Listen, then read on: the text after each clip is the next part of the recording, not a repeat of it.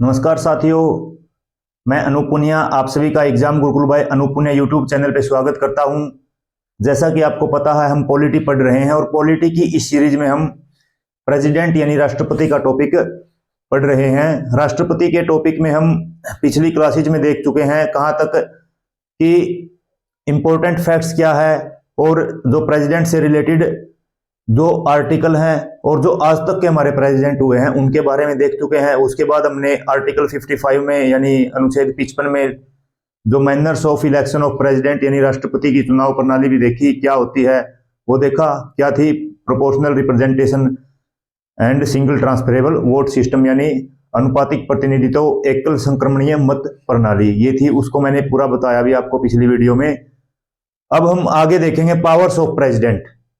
राष्ट्रपति के पास क्या शक्तियां हैं, शक्तियां क्यों है राष्ट्रपति के पास? सबसे पहले तो यही देखते हैं। मैंने बताया था जो पार्ट्स ऑफ पार्लियामेंट के बारे में मैंने बताया था, पार्ट्स ऑफ पार्लियामेंट यानी संसद के अंग, संसद के अंग, ठीक है। इनके बारे में बताया था मैंने। और क्या बताया था? 3 है संसद के अंग। कौन से? पहले प्रेसिडेंट यानी राष्ट्रपति, ठीक है। उसके बाद अपर हाउस, और अपर हाउस क्या है हमारे यहाँ पे? राज्यसभा।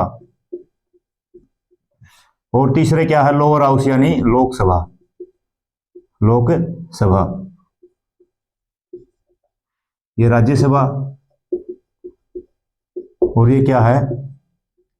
ये लोकसभा, ठीक है। ये क्या है? लोकसभा है, ठीक है। अब देखो, संसद के 3 अंग हैं। कौन से अंग हैं? एक तो प्रेसिडेंट है, एक राज्यसभा है, एक लोकसभा है।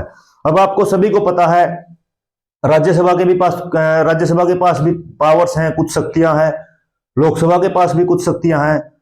और अगर पार्लियामेंट का अंग है, संसद का अंग है प्रेसिडेंट, तो इसका मतलब कि प्रेसिडेंट के पास भी क्या होगी? कुछ न कुछ पावर्स होगी। अब पावर्स कैसी? जैसे राज्यसभा और लोकसभा के पास विधायी शक्तियां भी है, राज्यसभा और लोकसभा के पास कार्यपालिका शक्तियां भी है, ठीक है। इनके पास जो जैसे बोलते हैं अर्ध न्यायिक प्रक्रिया यानी उस प्रक्रिया को के ऊपर विधि बनाने का पावर किसके पास है? लोकसभा राज्यसभा के पास भी है, ठीक है। तो इसी प्रकार से प्रेसिडेंट के पास भी क्या है? पावर्स है। और मैं एक बात बता देता हूं, बहुत सारे मैक्सिमम बिल क्या होते हैं संसद के दोनों सदनों से पास होते हैं। उसके बाद हस्ताक्षर के लिए राष्ट्रपति के पास जाते हैं। और कई विधेयक ऐसे भी होते हैं जिनको राज्यसभा या लोकसभा यानी संसद में रखने के लिए, उनका प्रस्ताव लेके आने के लिए जो राष्ट्रपति से अनुमति लेनी जरूरी है, यानी prior permission of president is needed, ठीक है। यानी उनके लिए राष्ट्रपति की पहले अनुमति लेनी होती है, उसके बाद फिर वो सदन के पटल पे जाते हैं, ठीक है। तो parts of parliament, president, Rajya Sabha, Lok Sabha. अब अगर ये पार्ट्स है यानी प्रेसिडेंट अंग है संसद का, तो इसके पास भी कुछ शक्तियां होगी। यहां पे एक बात और नोट कर लेना, यहां तो पार्ट्स बोले मैंने, अंग ऐसे भी बोल सकते हैं। हाउस ऑफ पार्लियामेंट कितने हैं? यानी संसद के सदन कितने हैं? वो 2 हैं। कौन से 2 है? ये लोकसभा और राज्यसभा। एक तो क्या है? लोकसभा, और एक क्या है? राज्यसभा। हिंदी में लिख देता हूं, ठीक है। कंफ्यूज मत होना। अगर अंग पूछ ले, पार्ट पूछ ले तो कितने हैं? 3। और अगर संसद के सदन या हाउस पूछ ले तो कितने हैं? 2 हैं, ठीक है। ये याद रखना। अब देखते हैं पावर्स कौन सी है प्रेसिडेंट के पास, ठीक है। आज का टॉपिक क्या रहेगा? है पावर्स ऑफ प्रेसिडेंट। और ये बहुत मतलब कई क्लासेज में खत्म होगा, लंबा टॉपिक है क्योंकि पावर्स ही इतनी है हमारे प्रेसिडेंट के पास। तो देखते हैं पावर्स ऑफ प्रेसिडेंट, क्या टॉपिक है हमारा आज का? पावर्स ऑफ प्रेसिडेंट यानी राष्ट्रपति के पास शक्तियां,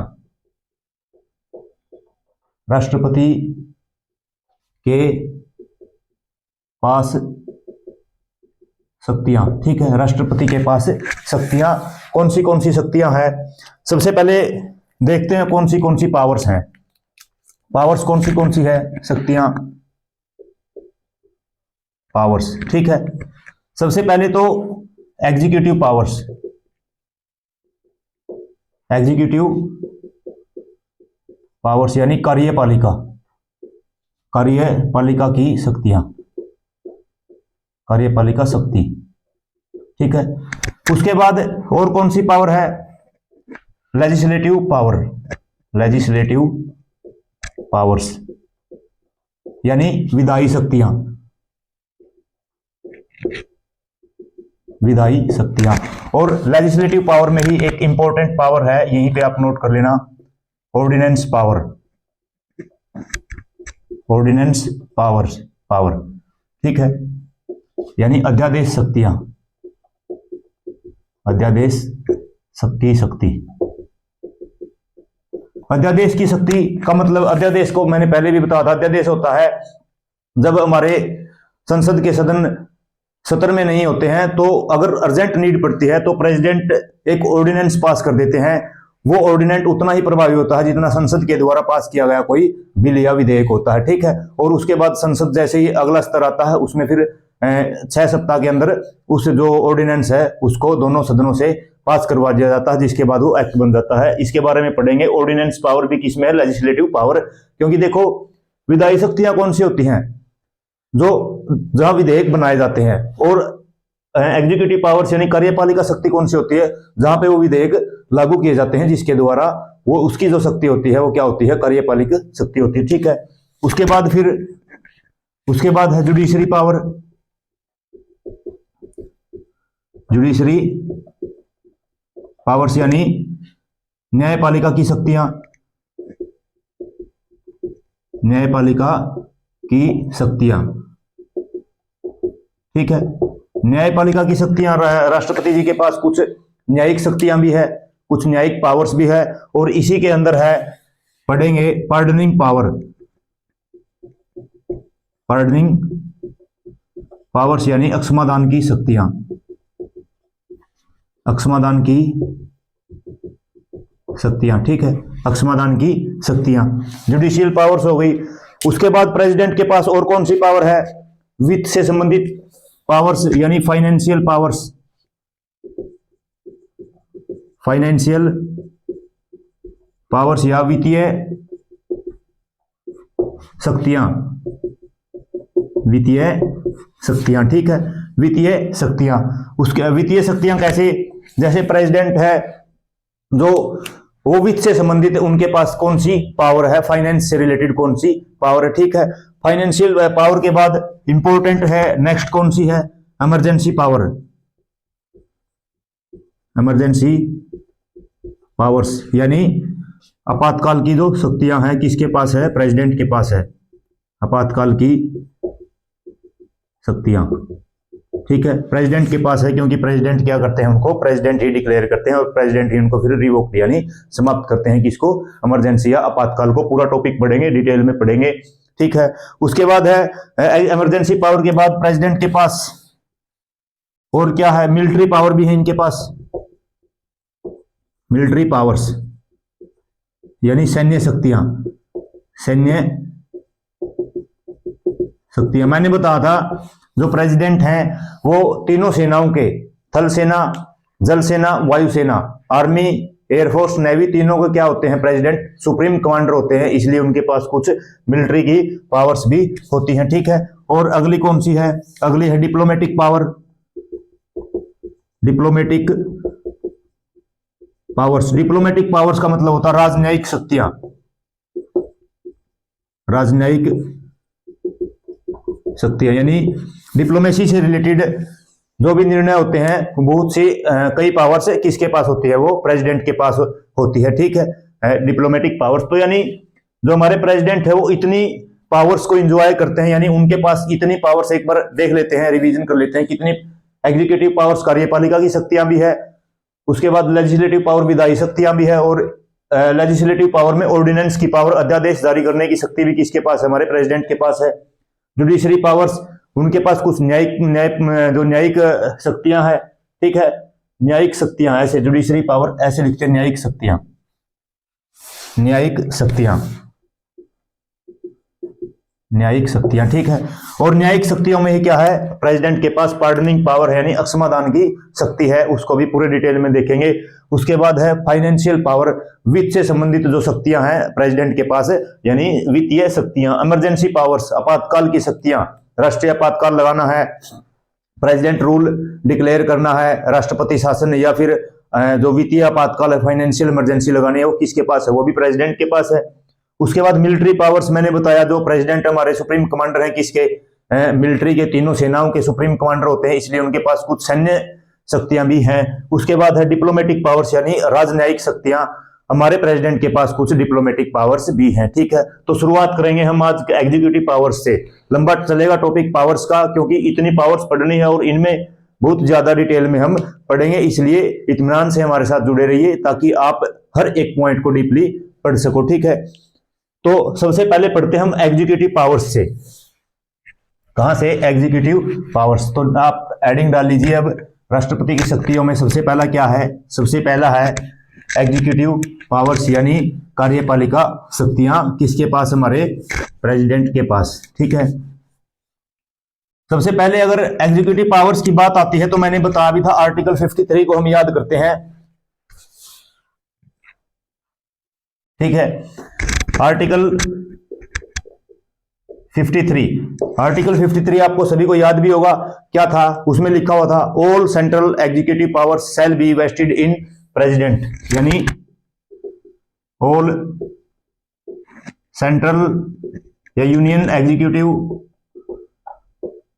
पावर्स शैल बी वेस्टेड, भी है वेस्टेड इन प्रेसिडेंट,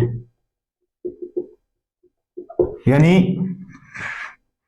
संघ या केंद्र कार्यपालिका की, संघ कार्यपालिका की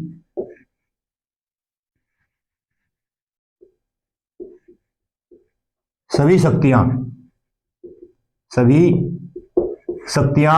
राष्ट्रपति में निहित है, राष्ट्रपति में निहित है, ठीक है।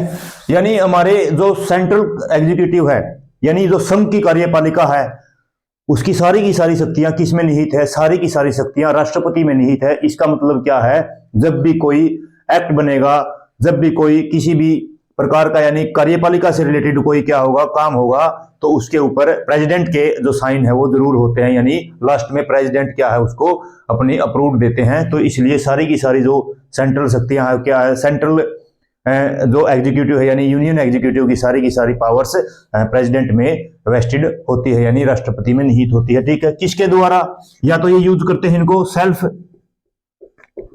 यानी खुद प्रयोग करते हैं, या bye subordinates, bye subordinates,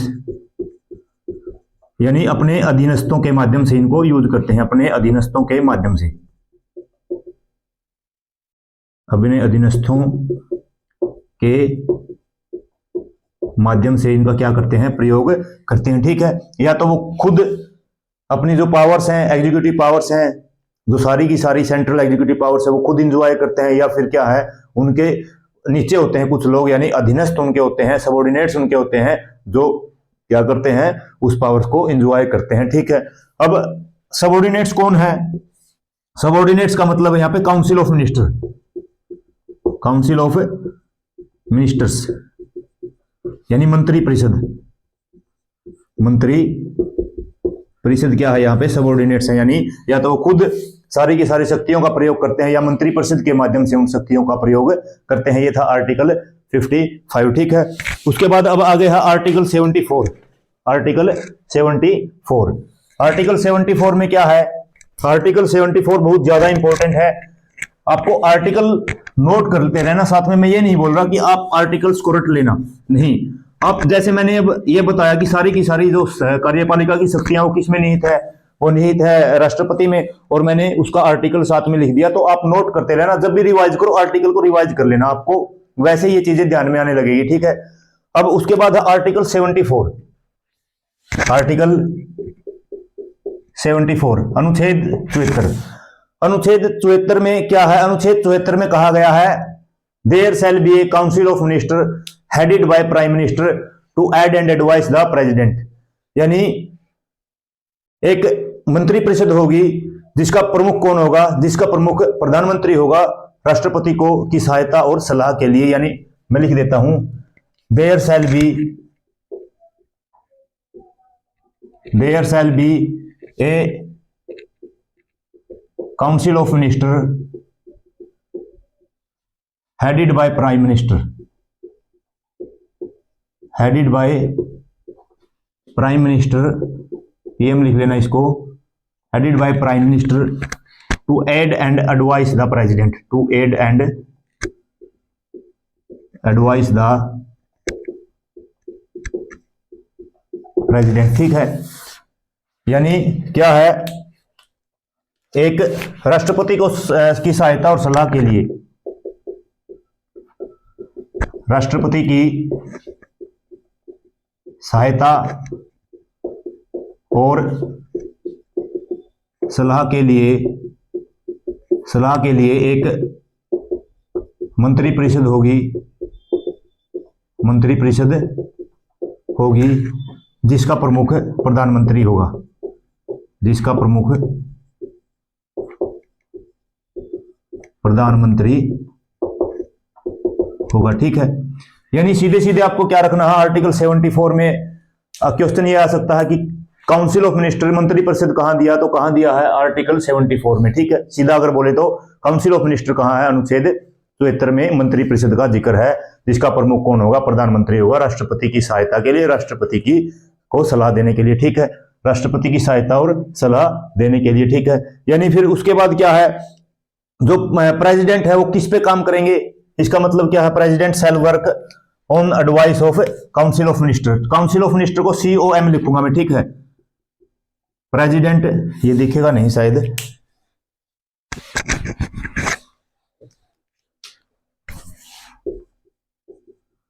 president work करेंगे, शॉर्ट में लिख देता हूं, राष्ट्रपति कार्य करेंगे ऑन एडवाइस ऑफ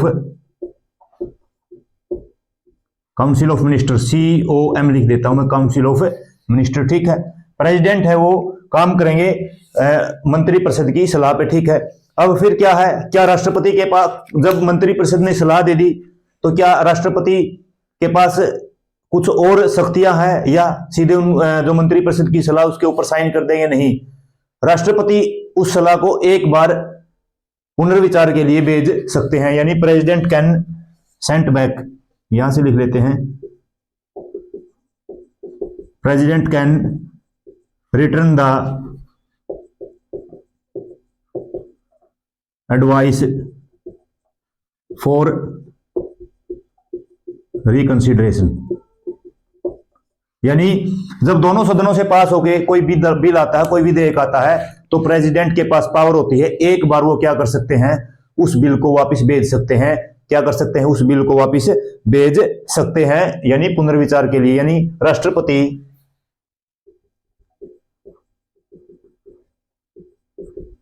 पुनर्विचार के लिए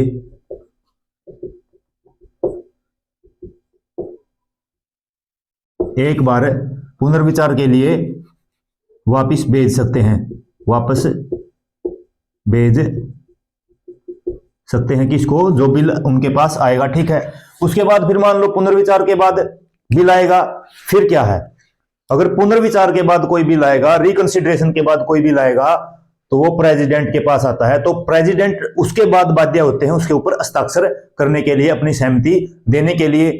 अब ये बोलोगे आप कि क्या वो बिल बिना संशोधन के आ जाता है? मान लो दोबारा फिर जो संसद से बिना किसी संशोधन के राष्ट्रपति के पास वो बिल आ जाता है, तब भी राष्ट्रपति हस्ताक्षर के लिए बाध्य है। यानी अगर कोई भी बिल संशोधन के साथ या बिना संशोधन के कहां आता है, प्रेसिडेंट के पास आता है, रिकंसिडरेशन यानी पुनर्विचार के बाद, उसके बाद राष्ट्रपति उसके ऊपर अपनी सहमति देने के लिए बाध्य है। ठीक है, उसके बाद देखो रिकंसिडरेशन के लिए भेज सकते हैं। उसके बाद क्या है, आफ्टर रिकंसिडरेशन, आफ्टर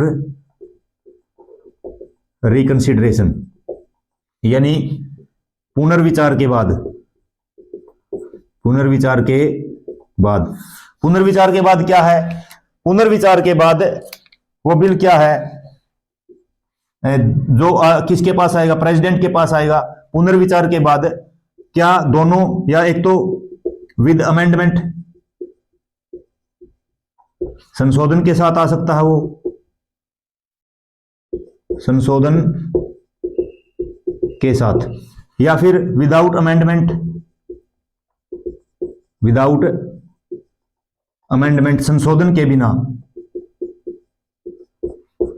संशोधन के बिना, ठीक है। यानी जो अमेंडमेंट है, जब प्रेसिडेंट उसको वापस करेंगे तो कुछ पॉइंट एक अलग से एक मैसेज दिया जाता है कि इन पॉइंट पे आपको दोबारा विचार करना चाहिए, ठीक है। अपनी वो क्या है, सलाह देते हैं कि इन पॉइंट पे दोबारा विचार करना चाहिए। तो उन पॉइंट पे या तो क्या है, संशोधन करके, भाई जो प्रेसिडेंट ने सुझाव दिया था उस पर संशोधन करके, या हो सकता है संसद जो सुझाव दिए थे उनको ना माने बिना संशोधन के भी वापस भेज सकती है, ठीक है। अब देखो ये नहीं कि पूरा का पूरा विधेयक ही फिर उसके बाद बदल दिया जाएगा, नहीं। जिन पॉइंट पे प्रेसिडेंट है या राष्ट्रपति है संशोधन के लिए सुझाव देते हैं, सिर्फ उन्हीं पॉइंट के ऊपर संशोधन फिर कर सकते हैं। और रिकंसिडरेशन के बाद यानी पुनर्विचार के बाद, पुनर्विचार के बाद यानी या तो संशोधन के साथ आ जाए या बिना संशोधन के साथ, फिर क्या आएगा, ये आएगा प्रेसिडेंट के पास, यानी राष्ट्रपति के पास, ठीक है। किसके पास आएगा? ये प्रेसिडेंट यानी राष्ट्रपति के पास। अब जो प्रेसिडेंट है वो क्या है, प्रेसिडेंट फिर क्या होंगे, बाउंडेड ऑब्लिगेटरी टू साइन, मतलब ये लिख देते हैं, बाउंड हो गए किसके लिए, साइन के लिए या असेंट के लिए, यानी बाध्यकारी हो गए फिर वो किसके लिए, राष्ट्रपति के लिए। क्या करना, या तो हस्ताक्षर करना या सहमति। सहमति, हस्ताक्षर का मतलब सहमति होता है, ठीक है। हस्ताक्षर का मतलब क्या होता है, सहमति होता है। तो ये क्या है, ये है जो आर्टिकल 74। आर्टिकल 74 में एक बार देख लेते हैं, आप एक एक पॉइंट को याद रखना, यहां से हर एक पॉइंट से क्वेश्चन बनता है, यूपीएससी तक के एग्जाम में यहां से क्वेश्चन बनता है। तो आर्टिकल 74 में क्या दिया हुआ है, आर्टिकल 74 में दिया हुआ, there shall be a council of minister to aid and advise the prime minister headed by, to aid and advise the president headed by prime minister. यानी राष्ट्रपति की सहायता और सलाह के लिए एक मंत्री परिषद होगी, उस मंत्री परिषद के मुखिया कौन होंगे, प्रधानमंत्री होंगे। उसके बाद क्या है, राष्ट्रपति मंत्री परिषद की सलाह पे कार्य करेंगे। ये जो आर्टिकल 74 है, जब जब हम प्रेसिडेंट पढ़ेंगे तब तब ये याद आएगा आपको, क्योंकि हर बार हम लिखेंगे ये काम करते हैं प्रेसिडेंट मंत्री परिषद की सलाह से।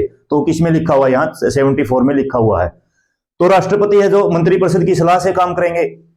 उसके बाद राष्ट्रपति उस सलाह को एक बार के लिए भेज सकते हैं दोबारा किसके पास, संसद के पास। फिर क्या है, जो पुनर्विचार के लिए भेज सकते हैं। पुनर्विचार के बाद या तो उसमें संशोधन कर दे या बिना संशोधन के वो किसके पास आएगा, राष्ट्रपति के पास आएगा। और राष्ट्रपति फिर पुनर्विचार के बाद जब वापिस आएगा, बाध्यकारी होते हैं अपनी सहमति के लिए, अपने हस्ताक्षर के लिए। ये क्या है, ये है आर्टिकल 74, ठीक है। तो जो अनुच्छेद 74 हमने देखा, इंपॉर्टेंट है बिल्कुल। ये आर्टिकल 74 में सीधा याद रख लो काउंसिल ऑफ मिनिस्टर है, ठीक है। और उसके बाद ये पता होना चाहिए जो मंत्री परिषद है जो राष्ट्रपति को सलाह करती है और सहायता भी देती है। उसके बाद आर्टिकल 75 देख लेते हैं। आर्टिकल 75 हम एग्जीक्यूटिव पावर्स, कार्यपालिका शक्तियां पढ़ रहे हैं। और जो कार्यपालिका शक्तियां देखो, क्योंकि जब राष्ट्रपति साइन करेंगे तो किसके ऊपर साइन करेंगे, वो साइन करेंगे किसी भी जो बिल के एग्जीक्यूशन के ऊपर, किसी भी बिल के को मतलब एक्शन में लेके आने के लिए, ठीक है। तो आर्टिकल 74 पढ़ा। अब आगे देखते हैं आर्टिकल 75। आर्टिकल 75, आर्टिकल 75 में क्या है। अब आपसे ये पूछा जा सकता है, अगर एक वर्ड में बोलना हो या एक सिंपल सी भाषा में बोलना हो कि प्रधानमंत्री का पद का वर्ण किस में है, तो किस में है, वो आर्टिकल 75 में है। यानी प्राइम मिनिस्टर के जो पोस्ट की बात किस में है, आर्टिकल 75 में। यानी president shall appoint,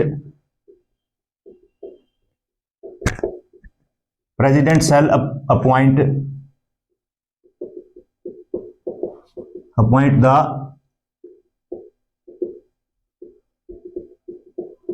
prime minister. क्या है, जो राष्ट्रपति है, राष्ट्रपति किसको, प्राइम मिनिस्टर को क्या करेंगे, अपॉइंट करेंगे, नियुक्त करेंगे, ठीक है। राष्ट्रपति जी जो निर्वाचन होता है, राष्ट्रपति का चुनाव होता है या राष्ट्रपति जी इलेक्ट होते हैं, वो एक एमपी के रूप में होते हैं। लेकिन जो संसद में या जो लोकसभा में बहुमत दल का नेता, जो बहुमत दल होता है, यानी जिसके पास मेजोरिटी होती है जिस पार्टी के पास, उसके किसी एमपी को फिर राष्ट्रपति जी क्या करते हैं, नियुक्त करते हैं, अपॉइंट करते हैं। ठीक है, यानी president shall be appointed, president shall appoint the prime minister, यानी राष्ट्रपति क्या है, राष्ट्रपति प्राइम मिनिस्टर प्रधानमंत्री को क्या करेंगे, नियुक्त करेंगे। ठीक है, राष्ट्रपति प्रधानमंत्री को नियुक्त करेंगे, नियुक्त करते हैं।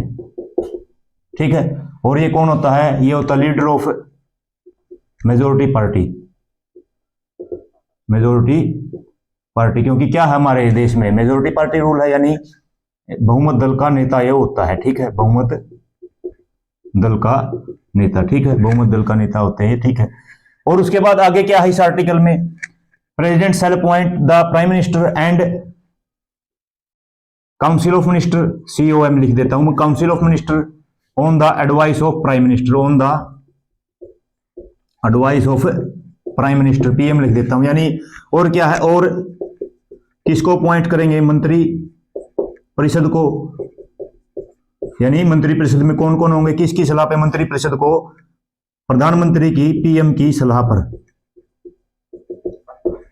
ठीक है, किस किस को नियुक्त करेंगे प्रधानमंत्री, सॉरी प्रेसिडेंट, एक तो किसको, एक तो प्रधानमंत्री को नियुक्त करेंगे। कौन होते हैं प्रधानमंत्री को, जो बहुमत दल में नेता होता है, यानी जो पार्टी बहुमत प्राप्त करती है लोकसभा में, फिर वो पार्टी क्या करती है, वो जो MP है उस पार्टी के, वो अपना एक नेता चुनते हैं, जिस नेता को प्रधानमंत्री कहा जाता है, और वो किसके द्वारा नियुक्त किया जाता है, वो प्रेसिडेंट के द्वारा नियुक्त किए जाते हैं। उसके बाद फिर जो उस प्रधानमंत्री यानी सरकार की जो मंत्री परिषद होगी, वो भी किसके द्वारा, प्रेसिडेंट के द्वारा नियुक्त की जाती है, किसके सलाह पे, प्रधानमंत्री की सलाह पे। ठीक है, अब आप एक बात और ध्यान रखना, जो प्रेसिडेंट, जो मंत्री परिषद है उसको नियुक्त करते हैं प्रेसिडेंट, लेकिन उसको को क्या विभाग मिलेगा, यानी जो पोर्टफोलियो मिलेगा उनको, जैसे गृह मंत्रालय किसके पास होगा, रक्षा मंत्रालय किसके पास होगा, फाइनेंस जो डिपार्टमेंट है यानी वित्त विभाग किसके पास होगा, रेलवे किसके पास होगा, फिर ये पोर्टफोलियो कौन देते हैं, वो प्रधानमंत्री अपनी मर्जी से देते हैं।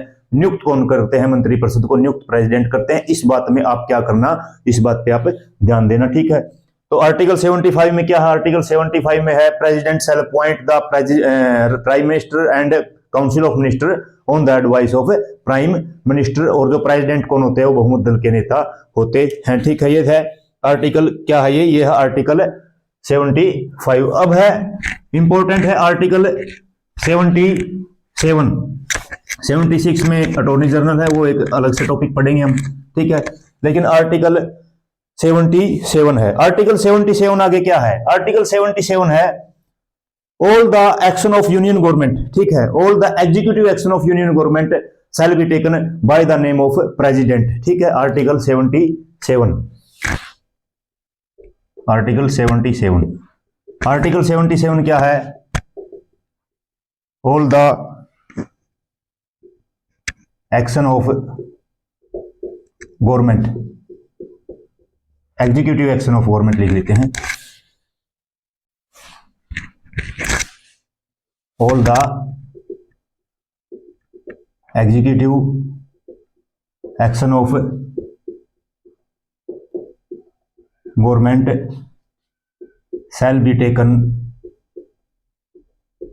be taken in the name of president,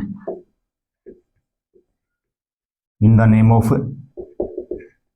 president। ठीक है, यानी जो सरकार के सारे सरकार की सारी कार्यपालिका जो काम है वो किसके नाम से किए जाएंगे, वो प्रेसिडेंट के, राष्ट्रपति के नाम से किए जाएंगे। यानी सरकार के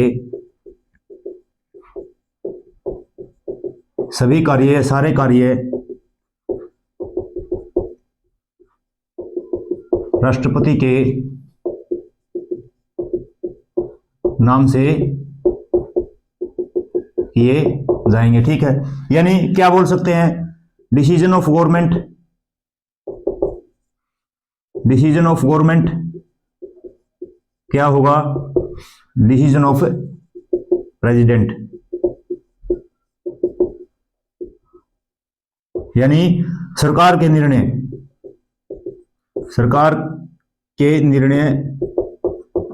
ही क्या हो गए, राष्ट्रपति के निर्णय माने जाएंगे। ठीक है, राष्ट्रपति के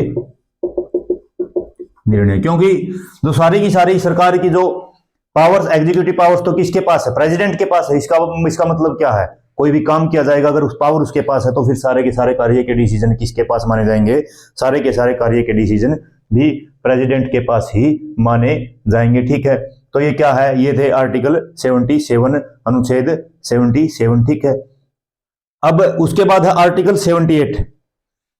आर्टिकल 78 में क्या है, आर्टिकल 78 में दिया हुआ है जो राष्ट्रपति है, प्रेसिडेंट है, वो प्राइम मिनिस्टर से क्या है, प्राइम मिनिस्टर से कोई भी इंफॉर्मेशन मांग सकते हैं। किससे रिलेटेड इंफॉर्मेशन मांग सकते हैं, एडमिनिस्ट्रेशन से रिलेटेड इंफॉर्मेशन मांग सकते हैं, जो लेजिस्लेशन है उससे रिलेटेड। ठीक है, यानी आर्टिकल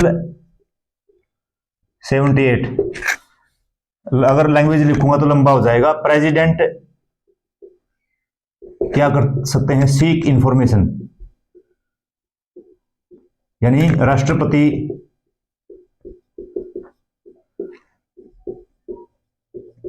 सूचना मांग सकते हैं। ठीक है, क्योंकि अगर राष्ट्रपति के नाम से कार्य होते हैं तो फिर राष्ट्रपति क्या है, उन कार्यों की फिर क्या है, सूचना भी मांग सकते हैं। तो राष्ट्रपति सूचना मांग सकते हैं किसकी, एडमिनिस्ट्रेशन ऑफ अफेयर्स की, किसकी,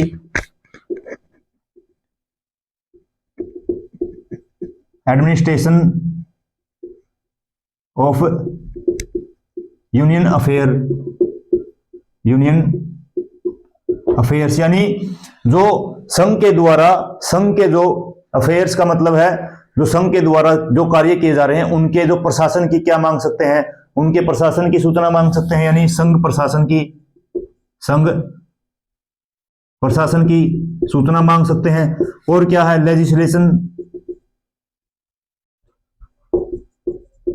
यानी जो विधायी है इंफॉर्मेशन है वो क्या कर सकते हैं, मांग सकते हैं। किससे, from seek information from PM, किसे, प्रेसिडेंट से, यानी राष्ट्रपति से क्या मांग सकते हैं, वो सूचना मांग सकते हैं। ठीक है, उसके बाद जो सूचना मांगी फिर क्या है, ड्यूटी ऑफ पीएम, अगर सूचना मांग ली तो फिर क्या है, ड्यूटी ऑफ पीएम, राष्ट्रपति की प्रधानमंत्री की ड्यूटी है क्या करने की, टू प्रोवाइड